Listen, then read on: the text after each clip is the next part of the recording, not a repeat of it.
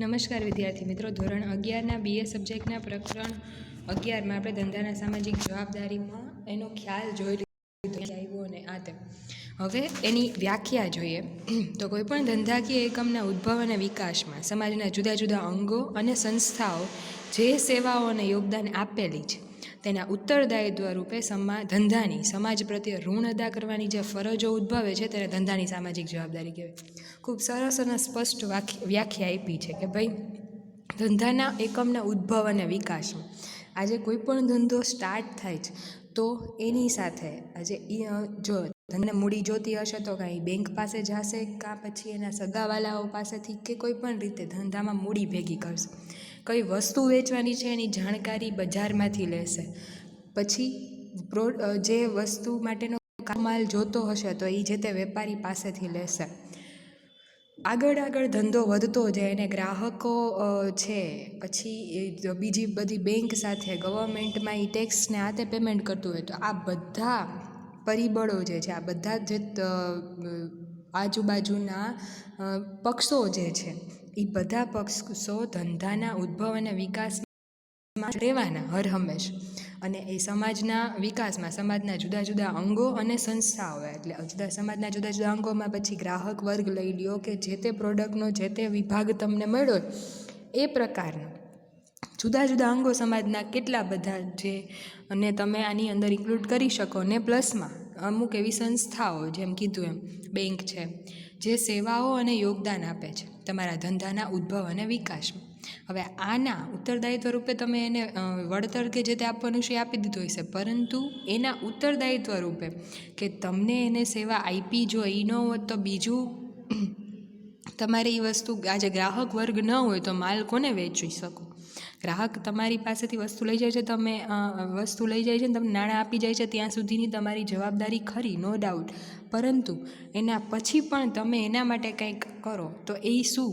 તો કે એવા ઉત્તરદાયિત્વ રૂપે ધંધાની સમાજ પ્રત્યે ઋણ અદા કરવાની. આ જેટલા અંગો આજે કર્મચારીઓ છે તમારી પેઢીમાં કે ધંધામાં તો એ કર્મચારીઓ પણ સમાજમાંથી જ આવે છે, તો આ બધા પ્રત્યે તમારું એક ઋણ અદા કરવાની જે ફરજ ઉદ્ભવે છે કે તમારા કર્મચારીઓ નહીં હોય તો તમારો ધંધો શક્ય જ નથી થવાનો. બેંક નહીં હોય તો તમે આગળ એ રીતે ફંડના તે ક્યાંથી મેળવશો?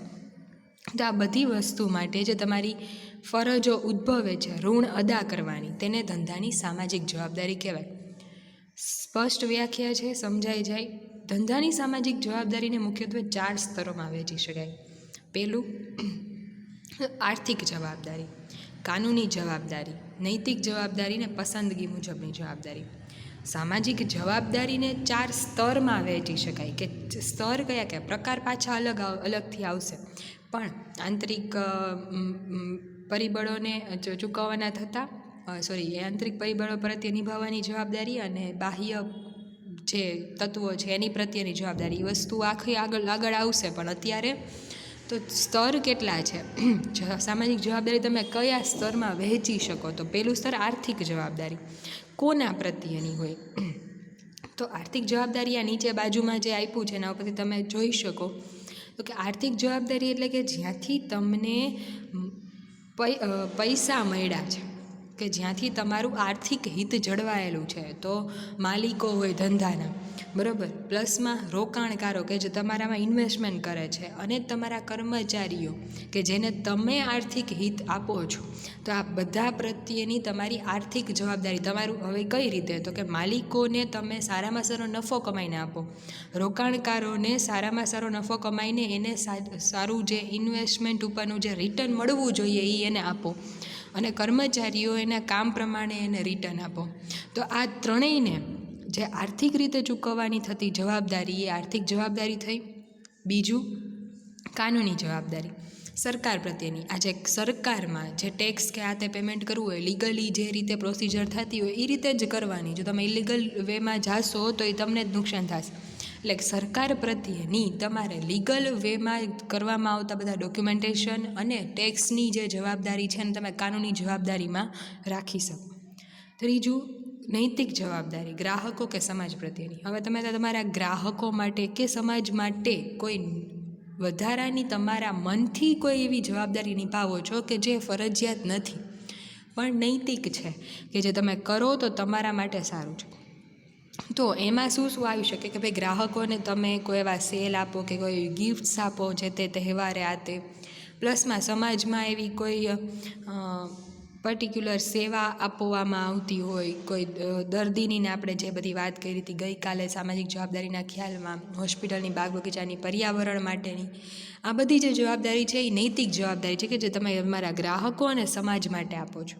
અને ચોથું જે છે પસંદગી મુજબની જવાબદારી, સમાજના વિવિધ અન્ય સમૂહો પ્રત્યેની જવાબદારી. નૈતિક જવાબદારીમાં જે વસ્તુ જે આપણે લીધી એમાં આપણે પર્ટિક્યુલર ગ્રાહકને કે સમાજને સંબોધીને વાત કરીએ તો એના ઉપરની જેટલી વાત કરી કે બાગ બગીચા આ તે બધી, તો એને તમે પસંદગી મુજબની જવાબદારી. આજે કોઈ ધંધાકીય એકમ હોસ્પિટલ બનાવતું હશે તો કોઈ પર્ટિક્યુલર ધંધાકીય એકમ જે છે એ બાગ બગીચાનું કે પર્યાવરણમાં બીજી કોઈ વસ્તુનું જતન કરશે, તો એ પોતાની પસંદગી મુજબ જવાબદારી નિભાવે છે. તો ત્યાં આજે બધી આપણે વાત કરી પસંદગી મુજબની જવાબદારી થઈ.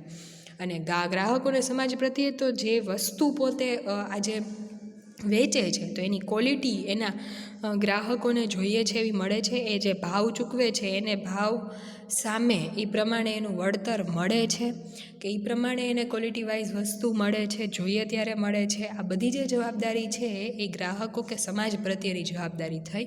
અને જે આપણે પછીની વાત કરી એ જે બધી જવાબદારી છે એ પસંદગી મુજબની જવાબદારી, કે જો કોઈ ધંધા કે એકમને કરવી હોય, પોતાને નિભાવવી હોય તો આવે, બરાબર. એટલે આ પ્રકારની 4 જવાબદારીના સ્તરમાં તમે વહેંચી શકો: આર્થિક, કાનૂની, નૈતિક અને પસંદગી મુજબની જવાબદારી.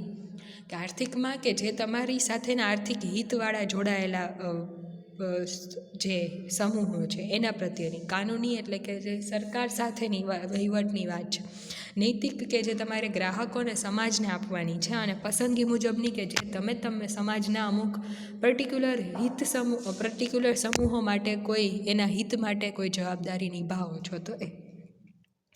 તો આટલી આપણે સામાજિક જવાબદારીની વ્યાખ્યા અને એના સ્તરની વાત કરી. એના પછીની વાત આપણે આના પછીના વિડીયોમાં કરશું. આજે અહીંયા સુધી રાખીએ છીએ. આઈ હોપ કે તમને સમજાઈ ગયું હશે. Thank you.